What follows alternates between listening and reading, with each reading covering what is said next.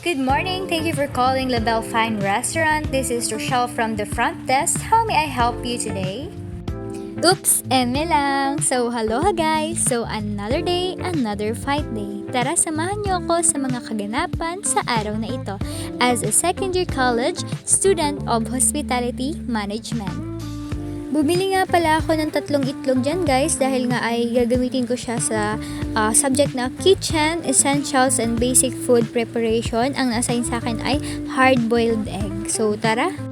Nakaligo na din ako sa time na to guys. Preparing myself to go na lang. Medyo mabagal lang kumilos dahil alam nyo naman kapag babae, ang daming anik-anik sa katawan.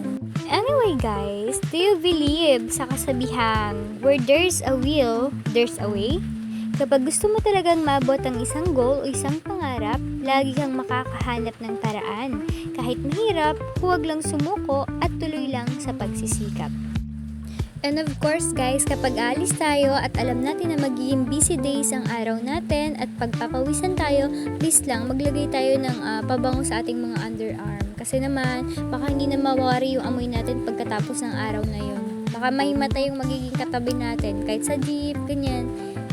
At this point, natapos na nga ang babae na to at ready to go na siya. So tara, labas na tayo. Ayan na, nasa labas na. Ay, nandito tayo sa labas guys. Naghihintay tayo ng bus para pakalis na tayo. Dahil alam ko, late na talaga ako. Sobrang bagal ba naman kumilos. Tapos marami pang ginawang babae na yun. Kasi nagpe-prepare siya ng kanyang paninda.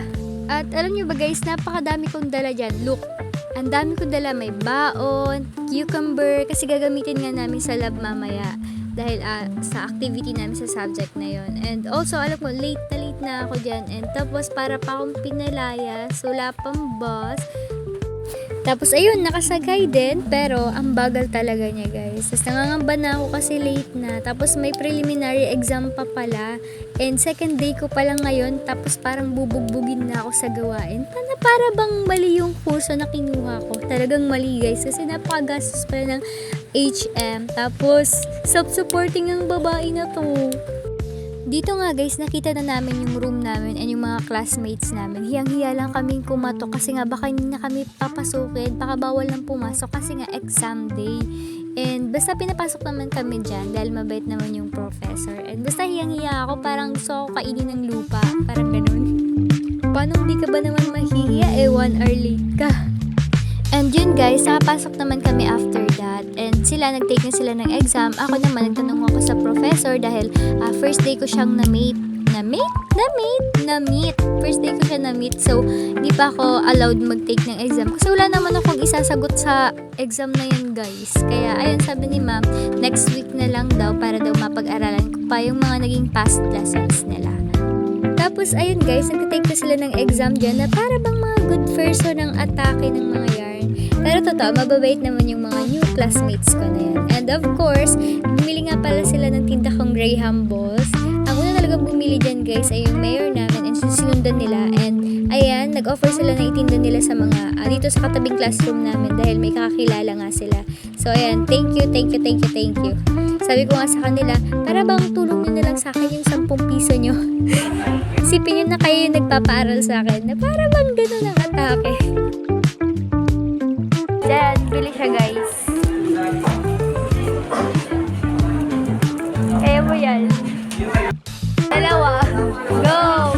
Bili na po. Pen po. Dalawa. Go. Hoy, tara na! Sukli. 30. Mamaya na sukli. Thank you.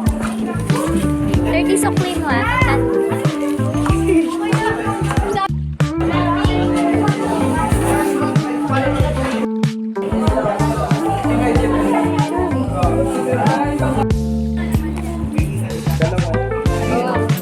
Barya lang Yun, thank you. Go.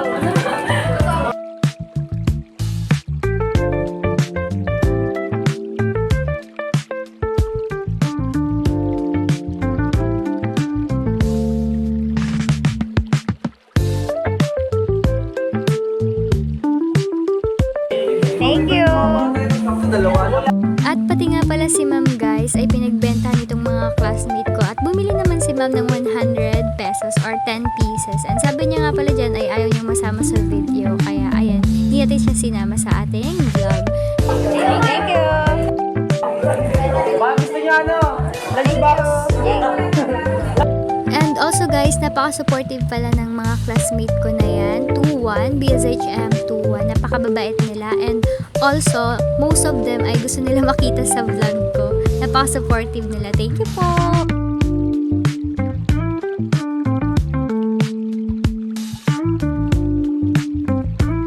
Ay, guys.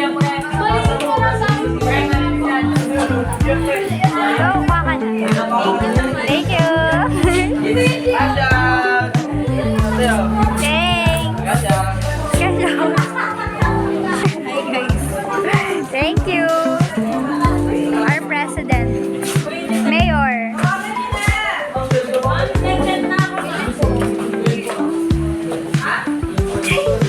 Go.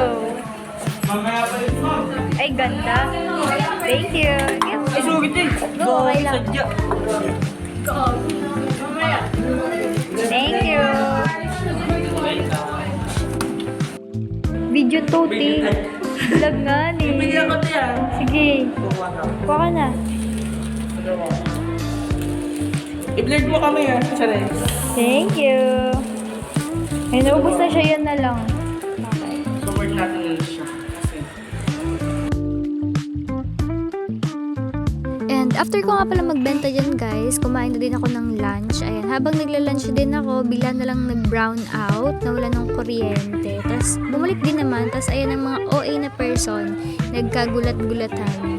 Brown